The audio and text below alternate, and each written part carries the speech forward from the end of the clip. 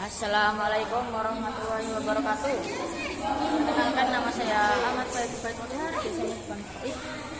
Dan di sini saya akan menjelaskan akhlak mulia bab ke-9.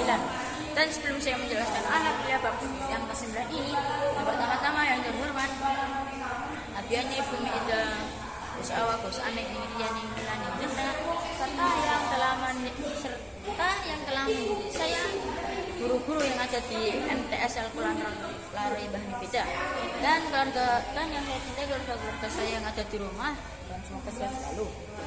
Dan sama seperti yang saya bilangkan tadi, di sini saya akan menjelaskan akhlak mulia bab yang ke-9. Dan yang pertama-tama adalah kesombongan. Contohnya sombong itu kayak diajak main terus tidak mau, itu contohnya. Dan jika kamu melakukan sombong, maka itu akan membuat terputusnya tali persaudaraan dan akan menjadi permusuhan antara, misalnya kamu sombong diajak main sama teman itu akan membenci kamu dan akan menjadi permusuhan.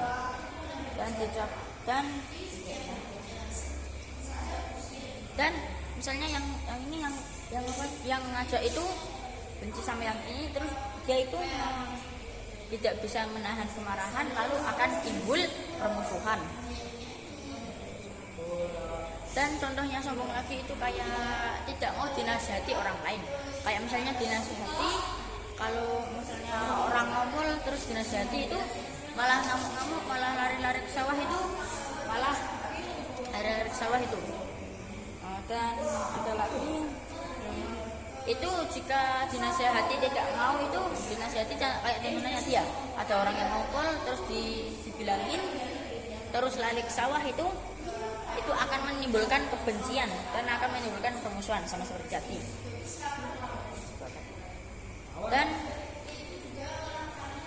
Dan intinya dari kesombongan itu janganlah melakukan sombong, karena kesombongan itu dapat menimbulkan kebencian, lalu kebencian itu akan menjadikan permusuhan.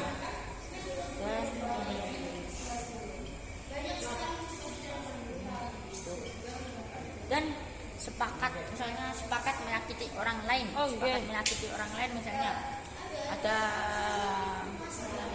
orang satu, orang dua, orang dan tiga, dan orang satu sama orang yang ketiga itu sepakat untuk membuli orang yang kedua, dan orang yang kedua itu akan merasa kasihan, dan orang yang pertama dan orang yang ketiga itu akan merasa senang karena sudah membuli dan tidak mau tunduk.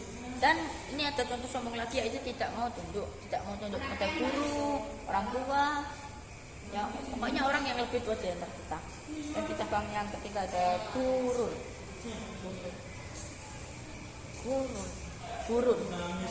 adalah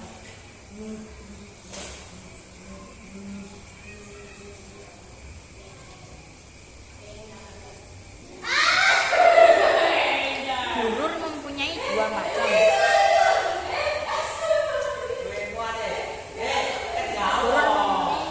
Yang pertama itu tertipu orang kafir terhadap gurur, itu artinya itu kayak diajak orang. Kan contohnya itu tertipu terhadap orang kafir, tertipu kepada orang kafir yang menghadap ke dunia. Misalnya orang kafir mengajak kamu untuk tidak sholat, dan itu akan menjadikan di dunia itu enak dan di akhirat itu akan mendapatkan neraka. Dan menghilangkan hawa nafsunya, dari, misalnya saat puasa itu menghilangkan hawa nafsu dari minum, makan, atau apa lagi, dan bahkan sampai percaya kepada orang kafir, sampai orang kafir bilang bahwa adanya hari kebangkitan, maka orang-orang itu akan melakukan maksiat dan akan bertobat pada hari kebangkitan setelah dibangkitkan kembali. Tuh, ingatnya keinginan ke dunia sampai hingga lupa ke akhirat bahwa dia akan dimasukkan dalam neraka.